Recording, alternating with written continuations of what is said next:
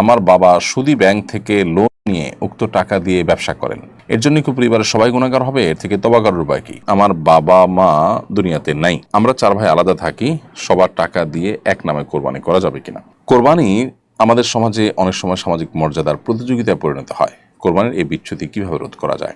কোরবানি না করে কোরবানির টাকা গরিবকে দান করার জন্য অনেকে উদ্বুদ্ধ করে। প্রত্যেক ঈদুল আজহার আগে একটা শ্রেণীর মানুষ এ নিয়ে সামাজিক যোগাযোগ মাধ্যমে লেখালেখি শুরু করে। এ ধরনের চিন্তা লালন করা শরীর দৃষ্টিকোণ থেকে কেমন কাজ? অনেকে পশু কোরবানির পর বর্জ্য পরিষ্কার করেন না, ফলে দুর্গন্ধের কারণে মানুষের কষ্ট হয়। এতে কোরবানি দাতার কোরবানির ক্ষতি হবে কিনা?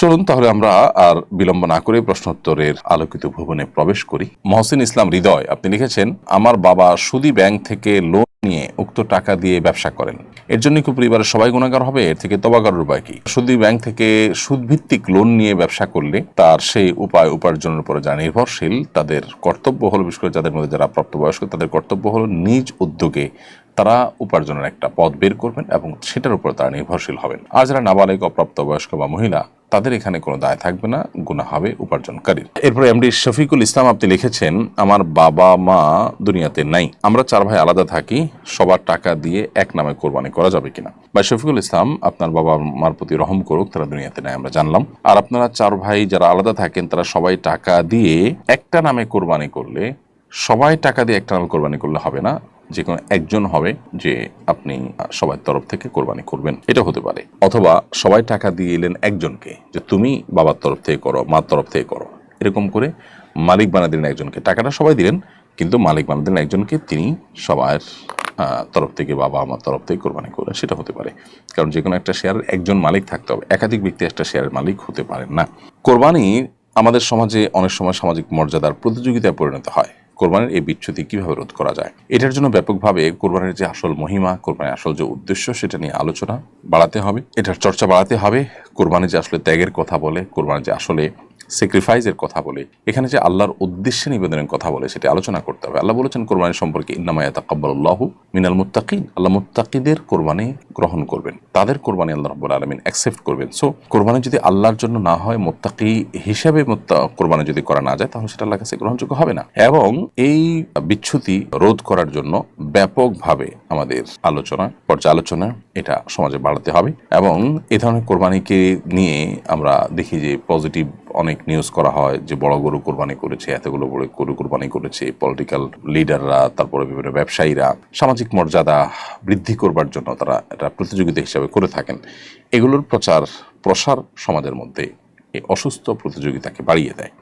কোরবানি না করে কোরবানির টাকা গরিবকে দান করার জন্য অনেকে উদ্বুদ্ধ করে। প্রত্যেক ঈদুল আজহার আগে একটা শ্রেণীর মানুষ এ নিয়ে সামাজিক যোগাযোগ মাধ্যমে লেখালেখি শুরু করে। এ ধরনের চিন্তা লালন করা শরীর দৃষ্টিকোণ থেকে কেমন কাজ?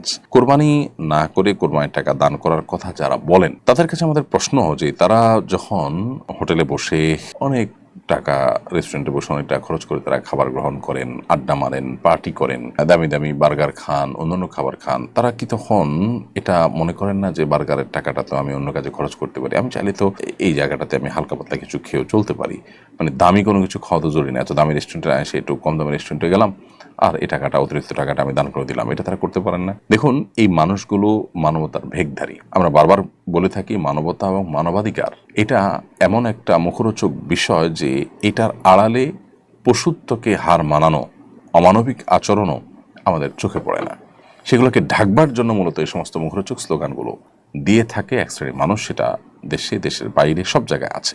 যে ইসলাম আমাদেরকে কোরবানি করতে বলেছে, সেই ইসলাম আমাদেরকে আল্লাহর সন্তুষ্টির জন্য গরিব দুঃখীর মুখে আহার তুলে দেওয়া, সম্পদের জাকাত দেওয়া, রমজানে ফিতরা দেওয়া, খাদ্যদান কর্মসূচিতে অংশগ্রহণ করা, নানাবিধ ভালো কাজ করার জন্য উদ্বুদ্ধ করেছে। অতএব যে কোরবানি করে সে অন্য ভালো কাজও করে, আর যে কোনোটাই আসলে করে না সে কথা বলে বেশিরভাগ ক্ষেত্রেই এবং প্রশ্ন তোলে। দেখুন, কোরবানি এমন একটা ইবাদত যেটা না হলে গরিব ক্ষতিগ্রস্ত হবে। আমরা জানি যে গত কয়েক বছর ধরে আমাদের দেশে কোরবানির হার অনেক বেশি বেড়েছে। 2022 সালে কোরবানি হয়েছে প্রায় 90,000-এর বেশি গরু। 2023 সালে কোটির ঘরে পৌঁছেছে, 24 সালে 1 কোটি কয়েক হাজারে পৌঁছেছে, গত বছর 1 কোটি কয়েক লাখে পৌঁছেছে। এবং প্রতি বছরই প্রায় 1 কোটি গরুর মতো আমাদের দেশে অলমোস্ট কোরবানি হয়ে থাকে। এই যে গরু না, গরু ছাগল মিলিয়ে 1 কোটির মতো কোরবানি হয়ে থাকে। এই যে কোরবানি হয়ে থাকে, ডয়সেভেলের রিপোর্ট বলছে যে 1 লক্ষ কোটি টাকার আদান প্রদান এবং লেনদেন হয়ে থাকে কোরবানির এই মৌসুমে, যেটা জাতীয় অর্থনীতির জন্য বিরাট বড় একটা মাইলফলক এবং অনেক বড় একটা অর্জন এবং অ্যাচিভমেন্ট। এবং এর সাথে কৃষকদের, গ্রামের গরিব অসহায় মানুষদের, অনেক বিধবাদের স্বার্থ জড়িয়ে আছে। আমরা অন্যান্য বছর দেশের বাহির থেকে, ইন্ডিয়া থেকে গরু আমদানি করে তারপর কোরবানির যে চাহিদা সেটা মেটাতে হতো। আলহামদুলিল্লাহ গত বহু বছর যাবত আমাদের দেশীয় গরু দিয়ে যথেষ্ট হচ্ছে, দেশীয় পশু দিয়ে যথেষ্ট হচ্ছে কোরবানির কাজ করা।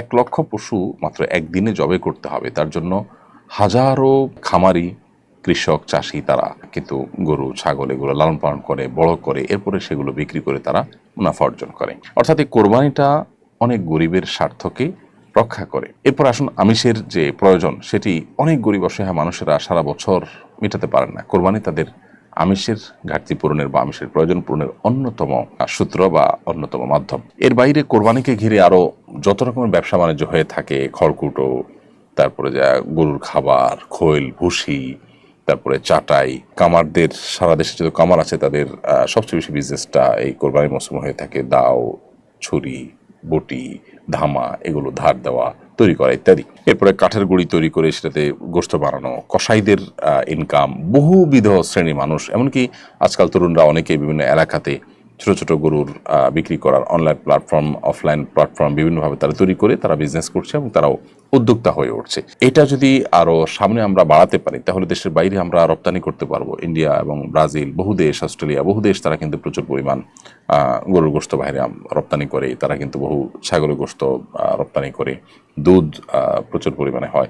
আমরা কোরবানি যে আপনার যেভাবে অগ্রসর হচ্ছে 2022, 23, 24, 3 বছরের হিসাব যদি আমরা বেশ করে দেখি যে 90,000 বা 90,000 প্লাস, সেখান থেকে 1 কোটি, 1 কোটি কয়েক হাজার, 1 কোটি কয়েক লাখ, যেভাবে আমরা বাড়তে যাচ্ছে কোরবানির পরিমাণ এবং পুরো চাহিদাটা দেশেই আপনার পূরণ করার ব্যবস্থা হচ্ছে এবং উৎপাদন হচ্ছে, তাতে ইনশাআল্লাহ এই কোরবানি জাতীয় অর্থনীতিতে অনেক বড় ধরনের ভূমিকা ইতিমধ্যে যেটি রাখছে সেটা আরো অনেক বড় আকার ধারণ করবে ইনশাআল্লাহ তাআলা। আর যারা ইসলাম এবং মুসলমানদের ব্যাপারে যাদের অ্যালার্জি আছে তারা অনবরত সমালোচনা করেই যাবে, যারা জাতীয় অর্থনীতিতে তেমন কোনো অবদান হয়তো রাখার সুযোগই পায়নি।